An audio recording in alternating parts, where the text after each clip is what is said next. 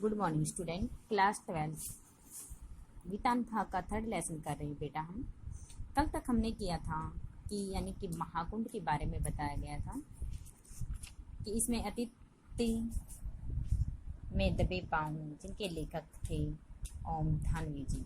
इसमें हमने किया था कि मोहनजोदड़ो के समय में जो खुदाई की गई थी उस खुदाई के समय में हमें किस प्रकार से हमारे जो अवशेष होते हैं वो अवशेष मिले थे। उसके बाद थी कि महाकुंड के उत्तर पूर्व में एक बहुत लंबी इमारत के खंडहर बिखरे पड़े। ये बताया गया था कि महाकुंड के अंदर एक जो स्नान घर बनाया गया है वह पक्की ईंटों से इसका निर्माण किया गया है ताकि बाहर का जो पानी गंदा पानी हो तो अंदर नहीं जा सके, न रह सके दिखे, और अंदर का पानी बाहर, जिस कारण से हमारा महाकुंड का जल जो अमृत के समान पवित्र है वह अशुद्ध न हो जाए। महाकुंड के उत्तर पूर्व में एक बहुत लंबी इमारत के खंडहर बिखरे पड़े हैं। इस इमारत के बीचों बीच एक खुला आंगन है। इसके 3 बरामदे हैं। ऐसा अनुमान लगाया जा सकता है कि इसके साथ कभी छोटे छोटे कमरे भी होंगे। ये कमरे और बरामदे धार्मिक अनुष्ठानों में ज्ञानशालाओं का काम देते हैं।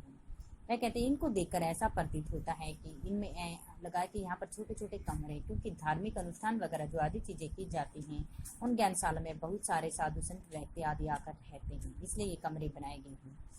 इस दृष्टि से देखे तो इस इमारत के एक होंगे ये कमरे और धार्मिक महाविद्यालय भी कहा जा सकता है कि ये जो इमारत बनाई गई है इनको क्या कहा जा सकता है, इसे धार्मिक विद्यालय भी कहते हैं। गढ़ में थोड़ा आगे कुछ छोटे टीलों पर बस्तियां हैं। इन बस्तियों को नीचा नगर कहकर भी पुकारा जाता है। इन बस्तियों के नीचे क्या है, नीचा नगर कहकर पुकारा जाता है। छोटे छोटे टीलों पर बताया गया था महाकुंड के ऊपर छोटे छोटे टीलों पर यानी कि जहाँ साधु संत वगैरह के कक्ष होते हैं वो बनाए गए थे और उनके नीचे इस नगर को हम नीचा नगर कहकर पुकारते हैं। पूर्व में बसी बस्ती अमीरों की बस्ती कही जा सकती है कि पूर्व दिशा के अंदर जो बस्तियां बसी हुई हैं वह किसकी, अमीरों की बस्तियां हैं। आधुनिक युग में अमीरों की बस्ती पश्चिम में मानी जाती है और पहले क्या कहा था कि पश्चिम दिशा के अंदर जो बस्तियां होती हैं वो हमारे अमीर व्यक्तियों की हैं, लेकिन अब माना गया है कि पूर्व के अंदर जो बस्तियां हैं वो अमीर व्यक्तियों की मानी जाती हैं। यदि यानी कि बड़े बड़े घर, चौड़ी सड़कें, ज्यादा कुएं, मोहनजोदड़ो में यह उल्टा था। मैं कहती बड़े बड़े जो घर होते हैं, चौड़ी सड़कें, वहाँ पर बहुत ज्यादा कुएं भी माने गए हैं। वो सारी की सारी चीजें कहाँ पे हैं, मोहनजोदड़ो में है। शहर के बीचों बीच एक 33 फुट चौड़ी लंबी सड़क है और शहर के पीछे क्या है, एक बहुत चौड़ी लंबी सड़क मानी गई है। मोहनजोदड़ो में बैलगाड़ी होने के प्रमाण भी मिले हैं कि मोहनजोदड़ो में कुछ ऐसे अवशेष भी हमें मिलते हैं जिससे हमें ये पता लगाया जा सकता है कि उसमें बैलगाड़ी हुआ करती थी। शायद इस सड़क पर 2 बैलगाड़ियां एक साथ आसानी से आ जा सकती है। ऐसा प्रतीत होता है इन 2 गाड़ियां क्या होती है, एक साथ आसानी से एक दूसरे पर, इतनी चौड़ी सड़कें वहां पर बनाई गई हैं। यह सड़क बाजार तक जाती है। इस सड़क के दोनों ओर क्या है, घर बसे हुए हैं। यह सड़क इतनी चौड़ी है कि कहाँ तक जाती है, मोहनजोदड़ो यानी कि गांव से लेकर के बाजार तक जाती हैं और दोनों तरफ घर बसे हुए हैं। परंतु इन घरों की पीठ सड़कों से सटी हुई है। कोई भी घर सड़क पर नहीं खुलता है। वह कहते कि इस तरह से ये मकान बनाए गए हैं, किसी के भी मकान का जो दरवाजा सड़कों की तरफ नहीं खुलता है। लेखक के अनुसार दिलचस्प संयोग है कि चंडीगढ़ में भी ठीक ऐसे ही 50 साल पहले लू काबूर्जे ने इस्तेमाल की थी। वह कहते कि जिस प्रकार से मोहनजोदड़ो के समय में ये चीजें मिलती हैं कि किसी का घर का जो दरवाजा सड़कों की तरफ नहीं खुलता, ये चीज पहले में काफी साल पहले चंडीगढ़ के अंदर ये चीजें देखी गई थी। चंडीगढ़ का भी कोई सड़क की तरफ नहीं खुलता। चंडीगढ़ में भी कोई भी दरवाजा पहले सड़कों की तरफ नहीं खुलता। ये चीजें हमने वहां देखने को मिली हैं और उसके बाद ये चीजें हमने कहाँ मिली हैं, मोहनजोदड़ो के समय में मिली हैं। मुख्य सड़क पहले सेक्टर में जाती है, फिर आप किसी के घर जा सकते हैं। शायद चंडीगढ़ के वास्तुकार कार्बुजिए ने यह सीख मोहनजोदड़ो से ही ली हो। वह कहते कि चंडीगढ़ का जो कार्बुजिए ने उसने ये इस्तेमाल की थी वहां के अंदर। वह कहते कि इनको देखकर ऐसा प्रतीत होता है कि मोहनजोदड़ो के समय में इन्होंने शायद ये सलाह वहीं से ली हो। किस कारण से इनके जो दरवाजे होते हैं वो हमारे सड़कों की तरफ क्यों नहीं खोलते हैं? तो उसके बाद कार्लविज ने चंडीगढ़ में ये इस्तेमाल किए हैं। यह सीख मोहनजोदड़ो से ली हो, ऐसा भी अनुमान लगाया जा सकता है। ऐसा भी हम सोच सकते हैं, कह सकते हैं। शहर के बीचों बीच लंबी सड़कें और दोनों ओर समानांतर ढकी हुई नालियाँ। क्या है? शहर के दोनों लंबी लंबी सड़कें हैं, दोनों यानी कि जो गलियाँ भी हैं वो समानांतर ढकी हुई हैं, ताकि जो गंदगी है, प्रदूषण वहाँ से न फैल सके। बस्ती में ये नालियाँ इस रूप में हैं, प्रत्येक घर में एक स्नान घर भी है। घर के अंदर में मैले पानी का नालियाँ बाहर खोदी तक आती है और फिर बड़ी नालियों में आकर मिल जाते हैं। वह कहते हैं कि वहाँ पर यानी कि बड़े बड़े जो घर होते हैं और उन घरों में स्नानघर है, और वहाँ के स्नानघर के समय में जो गंदा पानी होता है वह गंदा पानी बाहर निकलता है और वो इस नालियों के माध्यम से बाहर निकाला जाता है। और ये गंदा जो पानी होता है एक बाहर खोद बनाया जाता है, सभी घरों का गंदा पानी उस खोद में आकर गिरता है और फिर बड़ी नालियों में आकर मिल जाते हैं। और फिर क्या करती हैं? ये बड़ी नालियों में आकर के मिल जाती हैं। कहीं कहीं वे खुली हो सकती हैं, परंतु अधिकतर वे ऊपर से ढकी हुई हैं। अगर देखो कुछ तो लगता है कि ज़्यादातर खुली हुई, लेकिन कुछ ढकी हुई भी हैं। इस प्रकार सहज से यह अनुमान भी लगाया जा सकता है कि मोहनजोदड़ो के नागरिक स्वास्थ्य के प्रति कितने सचेत हैं। मैं सोचती हूँ कि यदि प्रदूषण वगैरह आदि जो बीमारियां फैलेंगी, बहुत सारे लोग बीमार हो जाएंगे, इसलिए वे अपने स्वास्थ्य के प्रति ध्यान रखते हुए उन लोगों ने ऐसे कार्य किए हैं कि जितनी भी नालियां वगैरह होते हैं सभी को पहले ढका जाए और इनका जो गंदा पानी होता है सभी का इकट्ठा करके यानी कि खुद बनाया जाए। सभी सारा जो पानी इकट्ठा होता है वो एक खुद में आकर के गिर जाए। इसे किसी प्रकार की कोई प्रदूषण वगैरह भी नहीं होगा और हमारे यानी कि हमारा जो स्वास्थ्य होता है वो भी ठीक रह सकेगा। विद्वानों के अनुसार केवल मोहनजोदड़ो में ही 700 लगभग कुएं हैं। वह कहते कि मोहनजोदड़ो के समय में कितने कुएं माने गए कि वहां पर यह विशेष है कि वहां पर 700 कुएं हैं मोहनजोदड़ो के समय में। इतिहासकार ऐसा मानते हैं कि सिंधु घाटी की सभ्यता संसार की पहली ज्ञात संस्कृति है। ऐसा भी प्रतीत होता है कि सिंधु घाटी सभ्यता वो क्या है? संस्कृति मानी जाती है जो कुएं खोदकर भूजल तक पहुंचती है। लेखक यह भी प्रश्न उठाते हैं कि नदी, कुएं, कुंड, स्नानघर, बेजोड़ पानी निकासी, क्या हम सिंधु घाटी की सभ्यता को एक जल संस्कृति का नाम भी दिया जाता है? वह कहते इसे किसका नाम दिया जाता है? एक जल संस्कृति का नाम इसको दिया जा रहा है। ठीक है, कि मोहनजोदड़ो के समय की बस्ती के बारे में हमने ये यहाँ तक बताया है। पहले इसके अंदर से जितनी जो हमारे क्वेश्चन बनते हैं वो करते हैं। मोहनजोदड़ो की बड़ी बस्ती में घरों की दीवारें ऊंची और मोटी हैं। मोटी दीवारों में यह अर्थ लगाया जा सकता है कि यहाँ 2 मंजिला घर होगा। कि मोहनजोदड़ो के समय में जो बस्तियां होती, जो ऊंची ऊंची दीवारें, उनके माध्यम से यह प्रतीत लगाता है कि ये इतनी चौड़ी ऊंचाई यानी कि दीवारें हैं, तो इसके मतलब यहाँ पर क्या है, यानी कि 2 मंजिला मकान होगा। वे इतनी मजबूती से वे चीजें करती थी।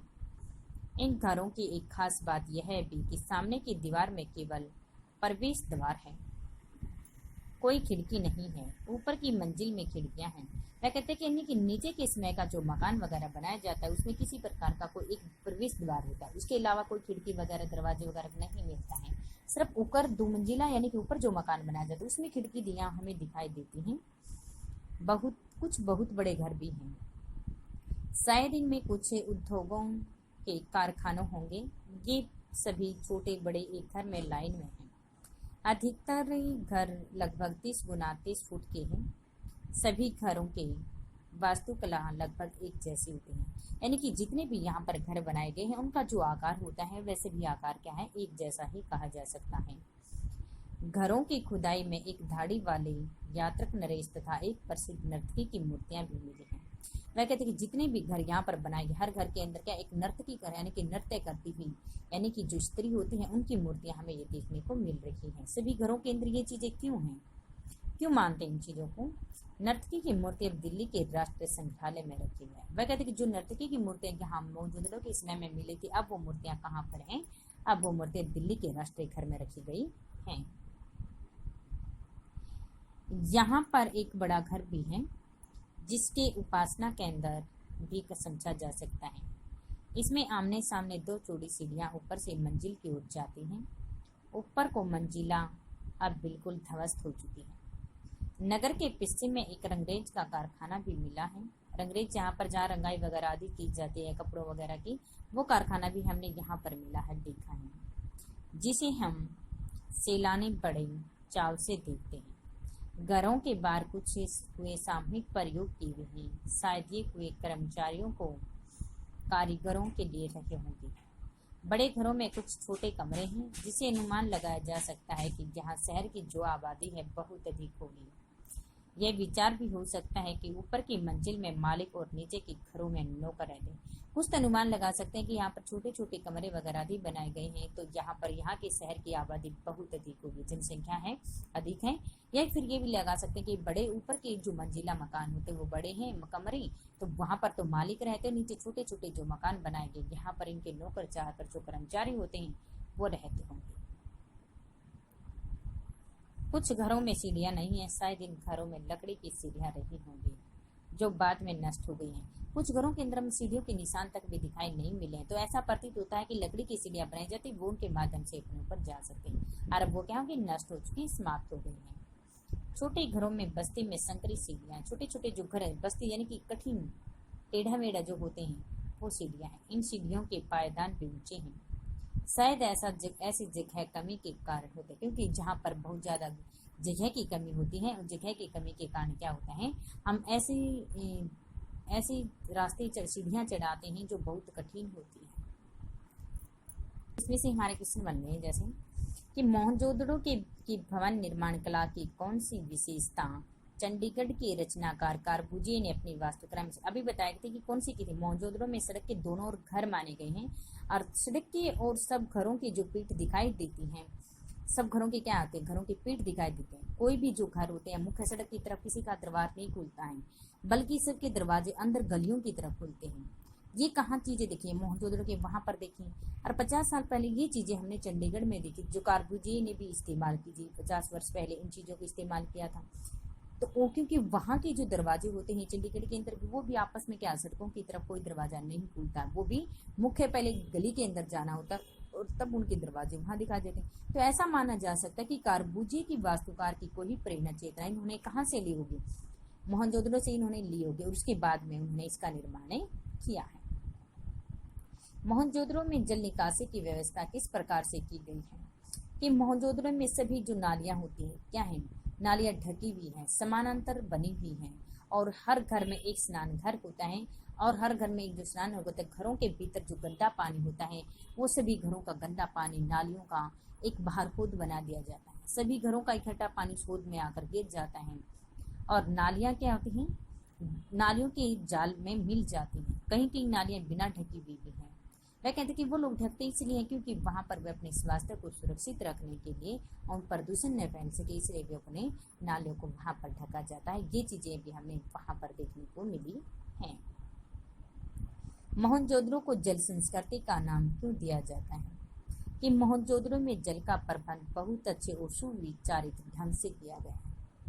इतिहासकारों के अनुसार सिंधु घाटी सभ्यता एक ऐसी ज्ञात संस्कृति मानी जाती है जिन्होंने कुएं खोद कर भूजल तक पहुंचने की क्षमता प्राप्त होती है। कि मोहनजोदड़ो में जल प्रबंधक सुविचारित इसलिए किए गए हैं कि सिंधु घाटी सभ्यता में क्या है, ये भी हम अनुमान लगा सकते हैं, खोद कर कुछ भूजल तक पहुंचने की क्षमता तक करते हैं। केवल मोहनजोदड़ो में लगभग ये पता लगे 700 कुएं थे।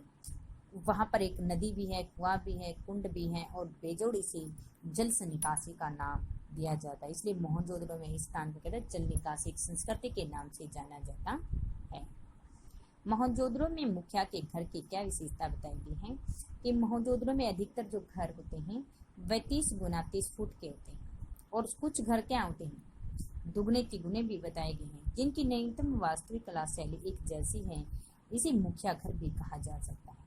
करीब 20 कमरे और 2 आंगन भी वहां पर माने जाते हैं। तो मोहनजोदड़ो के जो मुखिया के घर होते हैं, जो बड़े लोग होते हैं, तो वह कहते हैं कि घर का मुखिया की ये विशेषता बताई जाती है। बाकी छोटे छोटे जो कमरे वो दिखाई देते हैं वो ऐसा मालूम होता है वो वहाँ पर नौकर चाकर वगैरह आदि के लिए होते हैं, लेकिन मुखिया घर का कमरा बहुत ही ज्यादा बड़ा व शानदार होता है।